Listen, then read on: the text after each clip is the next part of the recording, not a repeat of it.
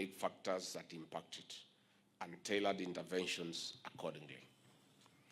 Distinguished guests, ladies and gentlemen, we are pumping in resources to the 10 counties of West Pokot, Turkana, Samburu, Isiolo, Marsabit, Tana River, Lamu, Garissa, Wajir, and Mandera to ignite, stimulate, and sustain socio-economic projects of building resilience in the face of adversity, fueled mostly by climate change. Let me thank the World Bank for their unwavering support and commitment to this mission. With an investment of $2.3 billion since the launch of this initiative in 2018, the focus has remained on funding crucial and high-impact projects in transport, agriculture, water, health, education, energy sectors, social protection, and the welfare of refugees and host communities. The conception and implementation of these projects aligns with the focus of the Ruto administration, which was elected on the promise of improving the lives of the people at the bottom of the socio-economic pyramid. I'm therefore pleased to chair this consultative forum as we collectively evaluate the progress and review performance of development programs being implemented under this initiative. It is part of monitoring process of ensuring that we are on course to meeting the ultimate goal of enabling and target communities contribute to development of our nation.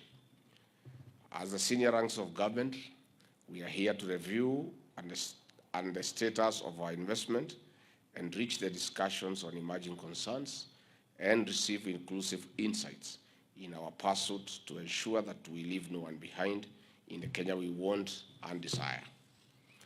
Distinguished guests, ladies and gentlemen, this conversation is very important as we consolidate development plans of the national government, counties, and their locations under other elected leaders. We are not only avoiding replication, but also strengthening our approaches for catalyzed implementation of the projects. The North and Northeastern frontier counties have been left behind for far too long. We focus on them mostly during drought and deluge disasters. Over the last 2 years, my office has been coordinating emergency responses to drought and El Nino rains, causing immense suffering and large-scale humanitarian crisis. It is not sustainable to mobilize resources for relief food, clean and safe water supplies, cash handouts, among other interventions, season after season. Such interventions are ad hoc and short-lived. We also, as a nation, dent our pride that with over 60 years of independence, that socio-economic independence in this region is still a mirage. With climate change, the cycle of asking for help is likely to persist unless we make and implement solid, systematic, and resolute decisions through strong partnerships. We have a duty and responsibility to dignify your people even when disaster strikes through lasting solutions. Distinguished guests, ladies and gentlemen, this is why our administration has given priority to devolution. Besides seeking and strengthening strategic partnership with the national and international actors in building better communities as underpinned by the bottom-up economic transformation agenda, the Kenya's Vision 2030, Agenda 2030 of the United Nations, and Agenda 2063 of the African Union. Why are some of these key interventions under the NEDI architecture? In supply of more safe water for domestic and commercial use, we are activating the crop and livestock subsectors in these vast virgin lands. 2, in quality primary and secondary education, we are empowering the community into self-reliance, not only for today, but for posterity. 3, in harnessing solar power, we are igniting the economic potential of the region by sparking and spurring the Juakari sector and expanding employment opportunities.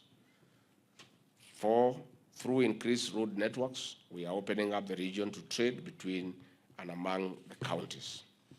These and other climate action-based initiatives will lead us to the desired change.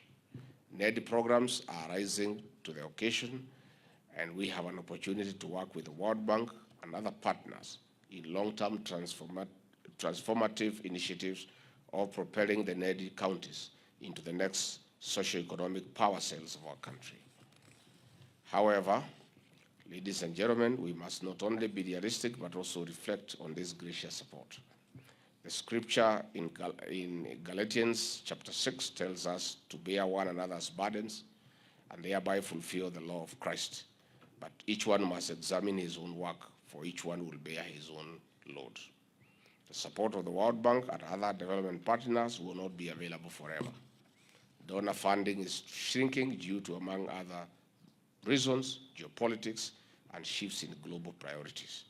I take this opportunity to ask our grassroots leaders to align and complement their development projects in what is and has already been supported. It is our collective responsibility to better the lives of our people. Distinguished guests, ladies and gentlemen, today we will receive real-time updates on the status of the project from national project coordinators, alongside input from the World Bank NED team on the implementation and coordination of projects. I wish to invite input from leaders present regarding implementation of these projects in your counties and constituencies. We intend to use this meeting to also agree on those projects that are ready for commissioning, groundbreaking, or inspection. By organizing public events around them, we shall assist to fast-track unlocking of any bottlenecks and secure timelines for their completion. On this note, I intend to have these high-level consultations convened biannually or even more frequently when urgent matters arise. Focusing on continuous accountability will create a more transparent and accountable outcome, benefiting from the shared learning and experience that can only be derived through such oversight. I will chair this session alongside the chair of the Frontier Counties Development Council. Consequently, we shall receive an overview of the NED coordination framework and an update on the status of NED projects, supported by the project implementation units through their respective principal secretaries. Principal secretaries from various ministries, with the support of the World Bank team, will address questions from leaders. I look forward to fruitful deliberations and successful outcome. Asanteni sana.